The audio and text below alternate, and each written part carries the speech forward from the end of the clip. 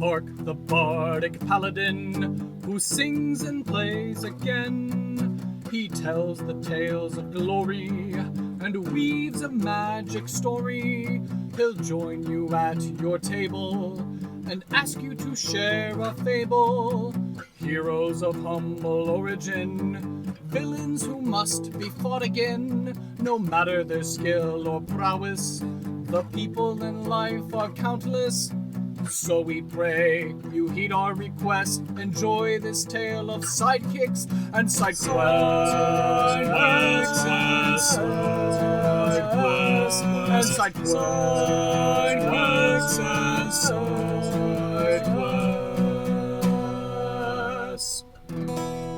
Episode 29, Sin, the Troglodyte Moat Digger. Welcome to Sidekicks and Side Quests, the Dungeons & Dragons podcast that helps to put humans back into humanity and breathe life into your campaign NPCs with backstory and bravado. That's right, we're building a world, one character at a time. I am your host, Kurt Krenwelge, the Bardic Paladin, and welcome to the Levitating Platter.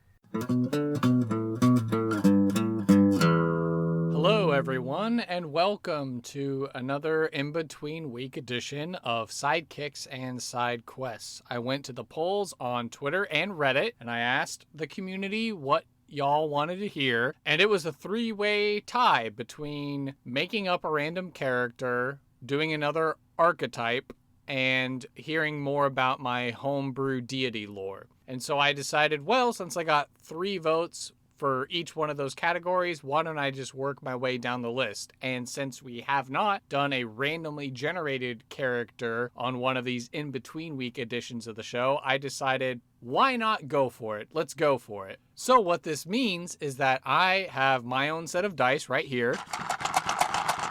Nice little Foley sound effects. And I have my tables pulled up right here. And so I'm going to go through the exact same exercise that one of my guests would go through. And their responses are included. Some guests that their episodes have not premiered on the show yet, but their interviews have been recorded and they're waiting to be edited and put together and broadcast and shared for the world to hear. So this could be very exciting and also clue you into some upcoming guests that we're going to have on the show. So without further ado, let's go ahead and roll up a random character in NPC creation.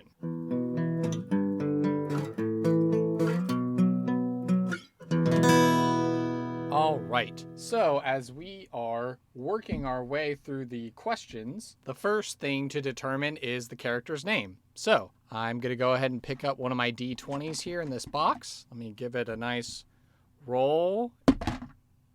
All right, so the result I got was a 6, Sin, which is spelled X-I-N. So it's actually a Chinese name in pronunciation. I believe in looking at the details for this name, it's typically used as a female name, but I suppose could be unisex. But since the first thing that popped up said that it was a female name, I'm just going to go ahead and go with female on this character. So Sin, X-I-N. The next thing that we need to determine for our character is their ancestry. So let me go ahead and look through my dice here. I've got 2 D10s. I'm going to give those a roll. So I'm going to say that the number that I'm looking at here, based on where they rolled, is going to be 89. A troglodyte. As I pull up the Dungeons & Dragons Forgotten Realms wiki page, it tells me that troglodytes are cave-dwelling reptilian humanoids with a barbaric culture centered around food and scent. The stench of an angry or frightened troglodyte so foul that it sickened all living creatures nearby even after the troglodyte had passed. So let's see, they're shorter than humans, standing on average between 5 and 6 feet tall, with spindly but muscular arms, squat legs, and long slender tails.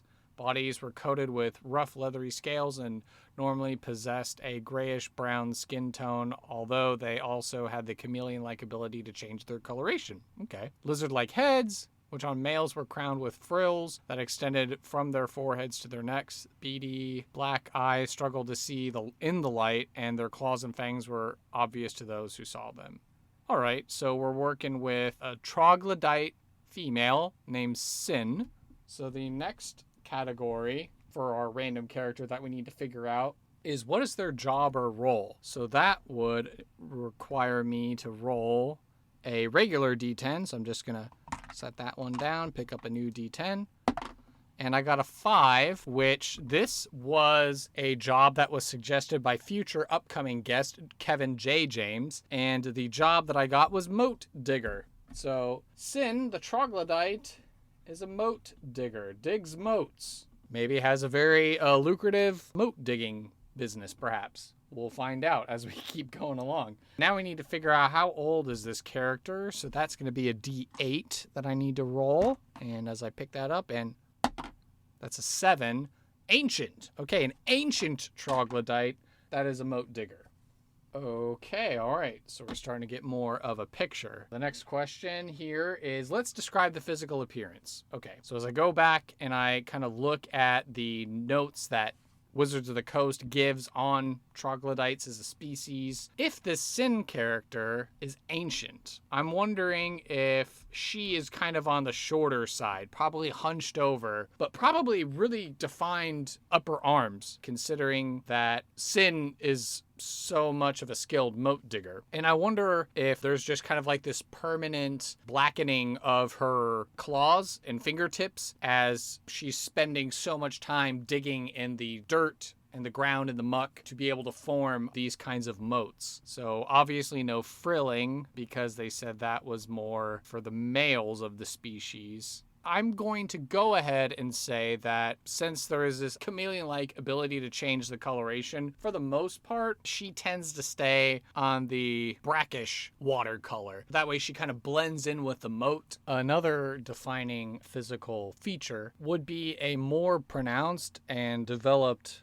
nose, and probably also maybe a little bit more of a developed tongue, since it talks about the ability of troglodytes to have this keen sense of smell. Here it's saying a buildup of olfactory screams, battle cries, and various other messages would combine to forge an overpowering sense. So keen was a troglodyte's sense of smell. They were capable of smelling fear, or rather the hormones given off by creatures experiencing fear, and would target those who they could smell were most afraid. So I'm thinking that even though troglodytes are built to be these Underdark dwellers, they are a society governed on strength and the ability to have your strongest be your proven leaders. I think maybe over time, Sin kind of found her place, her niche within the underground society. And I'm thinking maybe even she had once challenged for leadership but lost. And so she was kind of kicked out of her tribe. So probably on her body, even though she does her best to camouflage her scale so it doesn't show it, but there's probably some old scars, some old battle wounds from when she was trying to secure her place within her society. And so now I would suspect, as a moat digger, she probably lives within these Underdark communities, and maybe she hires herself out to dig these moats for Dwargar, Darrow, Drow, whoever needs help as far as construction is concerned. I think that's a pretty good physical description that we've worked out, and also has kind of pieced into the character's background a little bit more. So now as we look at our next question, what are going to be the 3 adjectives that describe this character? So as I look more into the background, I think the first adjective that I'm going to use to describe Sin would be anger, angry. She's harboring a lot of resentment and confusion and burning rage underneath the surface because of the fact that when she tried to gain a leadership role within her tribe, she was summarily defeated and left for dead. And so she had to find her way to this Underdark community where the only thing she could really get work in was physical labor. So I'd say there's a lot of anger behind her. I think the second adjective that would describe Sin would be foolhardy, which means to be recklessly bold or rash. She's very quick to lash out maybe at other coworkers who are busy digging moats, or if you stumble upon her in a bar after she's worked a long day, she's quick to pick a fight or get confrontational with other people who are getting up in her grill, whether it's to challenge her or whatnot. And being quote-unquote ancient within a troglodyte's age range, she's being angry and foolhardy to her detriment, because who knows how much longer she can go on being a moat digger and surviving in this society that isn't her own tribe. And I believe that the last adjective would be covetous. While she works for this crew that digs moats in the Underdark for cities, for royalty or whatnot, she's constantly looking at other people. Since she came from this tribe that's built on anarchy and everyone's always looking out for themselves, and if there's an opportunity to rise above someone else and take them out. So she's looking at her coworkers and troglodytes being attracted to shiny objects, metal, since they do understand the value of metal items. Certainly she's always looking at her other moat diggers who have really well-crafted tools. She looks at adventurers that pass through the Underdark, or maybe soldiers or guards, and she can see the fine armor and weapons that they have. She starts getting a little itchy as far as she's concerned, that she wants that kind of stuff. But of course, based on her age, based on her lot in life, she's just kind of stuck. And so that builds on the anger and the brash behavior, and certainly probably to go along with the covetousness. She wants to be able to get that seat of power within her tribe, and she wants to remake herself. Of course, in reading over how troglodyte names work, according to one source that I'm reading here, saying they don't have the imagination for arbitrary names, so they often simply give their children descriptive names, and as such, names are of a utilitarian nature and rarely have any bearing on the individual.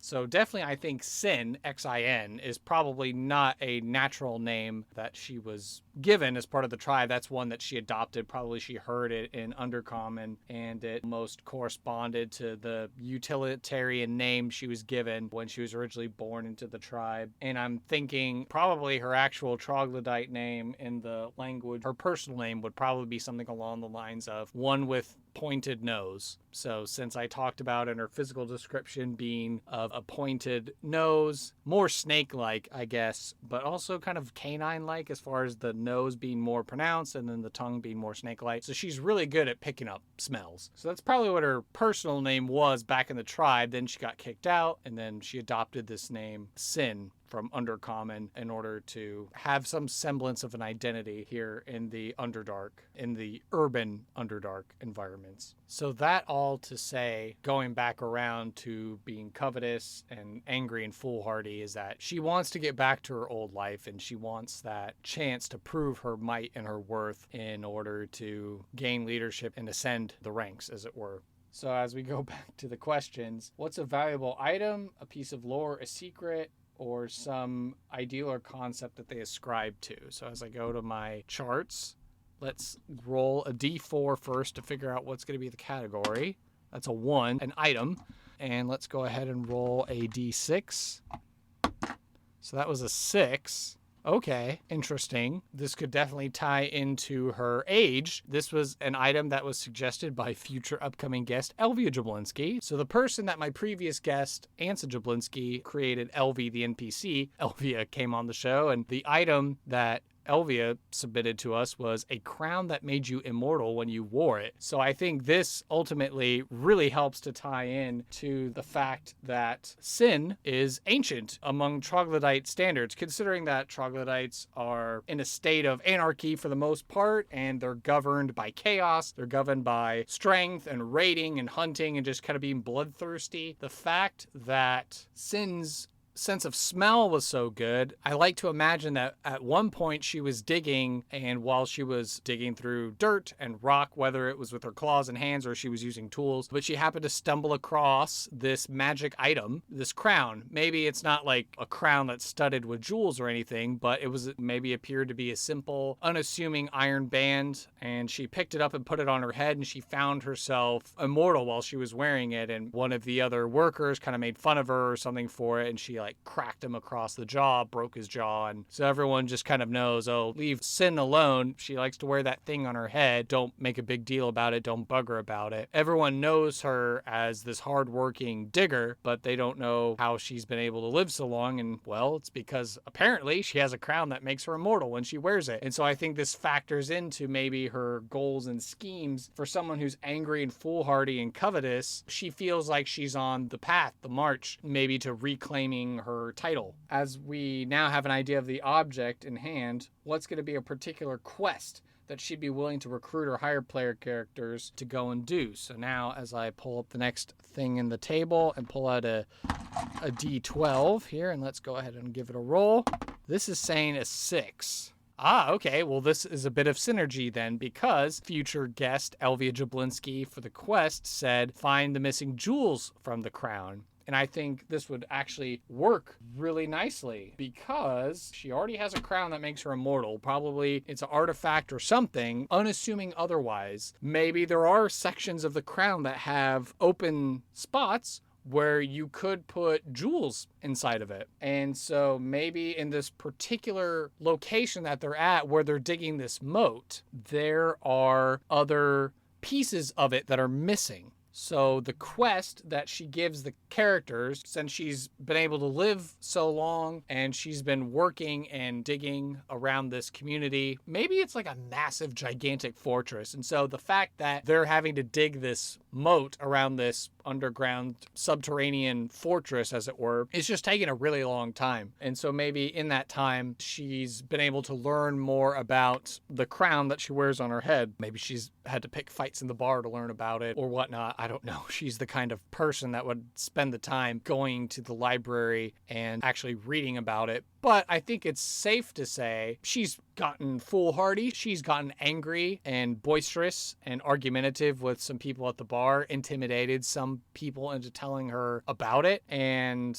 she's gotten this idea, or she's gotten this knowledge that there are other pieces, there are other bits to this crown that she has, that if she were to reclaim them and put them in this unassuming crown that she's wearing, she could actually be this veritable powerhouse, as it were. She'd be able to wreck shop throughout the Underdark. She would be able to lead her tribe of Troglodytes to glory, to take over everything. So that could be very cool and very interesting. Maybe the jewels have already been recovered by the people who own this fortress, this great palace or whatever. And they were like, oh, we found these while we were digging. Here, we'll give them to you. And they're like, oh, these are nice. We'll put them on display. Or maybe it's a widely known thing about these jewels, or not. You could take it any way, but I kind of like that idea of maybe they're already inside this massive fortress, this palace or whatever. Maybe it's under construction, maybe it's already built, but they're these unassuming jewels that otherwise do hold this arcane secret. And maybe the rulers of this place have found that out, or maybe they haven't. Again, you could go with it either way, but I like this idea that this otherwise unassuming moat digger found this crown, that the crown makes her immortal. She's been able to get into fights and she should be dead by some of those accounts, but she's lived. And so in finding out about these jewels, she's just a moat digger. She doesn't have the finesse or the boldness to go in herself to carry out this task. But if she interacted with some player characters and convinced them to retrieve the missing jewels for her, put them in the crown,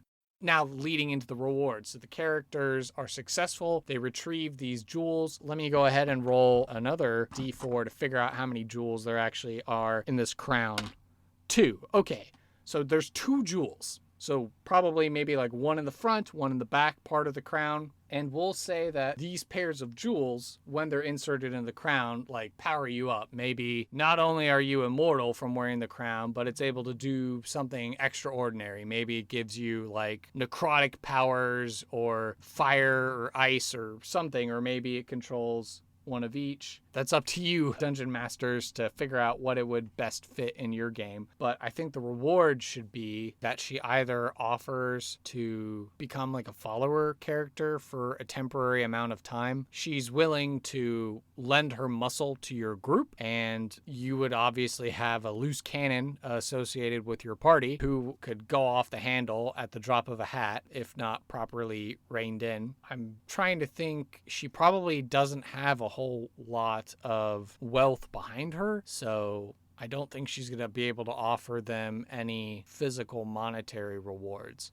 I think being a follower, maybe considering this is the Underdark, and depending on the alignment or playstyle of your group, this might be a valuable ally to have while you're in the Underdark, while you're in this underground city, as it were. So they might be able to help you navigate more easily the politics and the culture of this urban environment underground. I think Sin would also be willing to say, hey, if you're into fighting and killing monsters and stuff like that, if you want, since I have gotten these 2 jewels now back in my crown and they give me magic powers as well as enhanced vitality, immortality, and whatnot, you can help me go kill these troglodytes who pushed me out of power, essentially. And so that way she would offer up a potential other side quest of, hey, let's go stomp out the troglodytes who did me wrong so I can take over. And then that could potentially set up a greater bit of conflict, especially if she then becomes the leader of her old tribe and she now has this super powerful magic item. What's to stop her and her tribe from turning on the rest of the Underdark to take it over? Maybe that's a point of conflict with this NPC that the characters have after they've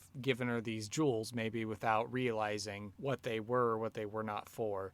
And then to consider the other half, consequence of failure, refusing the call, based on her nature as far as this angry, foolhardy, covetous sort of person, I think she's going to definitely clue in and see any metallic, shiny, magical objects that the characters have. And she's definitely going to pick the most valuable objects from their group, and she's going to straight up fight them. She's got the crown on her head, and so certainly if she doesn't give anything away as far as cluing in, hey, this magic item that I have on my head, this unassuming crown, actually is what's making me immortal. So if they refuse to help her or they don't bring her the jewels, then she's going to straight up fight the party, and she's going to take the most valuable, significant, shiny object she can from them, whether it's armor or weapons or whatnot, and she's just going to go solo then and go back to her old tribe in the caverns and caves deep in the Underdark, and she's going to take over and then probably return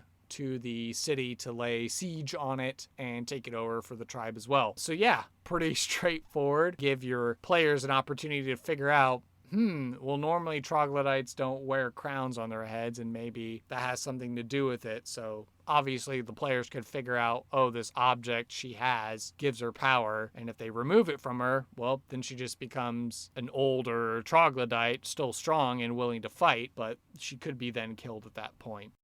As we get to the end of the questions here, I'm reminded of the 2 minisodes that I first did at the beginning of this podcast for both Randolph and Mr. Underhill, and I think I'm going to call it there. I'm going to declare that we've officially created our first ever live recording NPC character from scratch, fully realized, fully actualized, and I think that Sin is ready to deploy in your game for use. And so without further ado, I guess we're going to head into our final thoughts.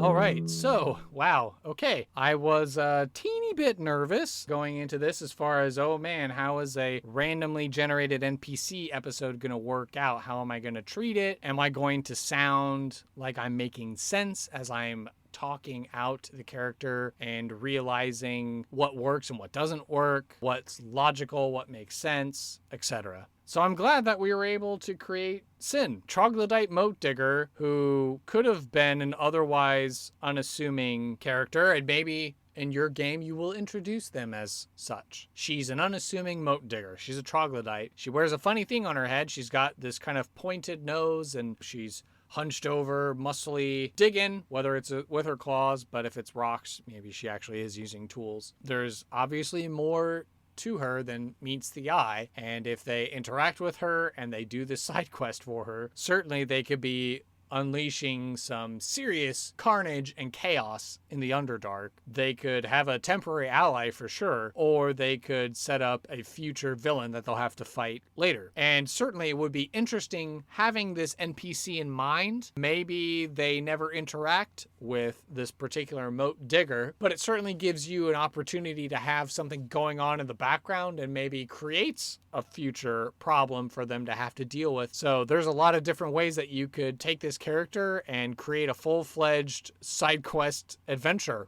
Certainly want to thank you all for listening to this episode. I know we just got the news that Mr. Chadwick Boseman had passed away, so certainly as a big fan of the Marvel Universe, I want to say rest in peace to Mr. Boseman. Brilliant performance, gone too soon.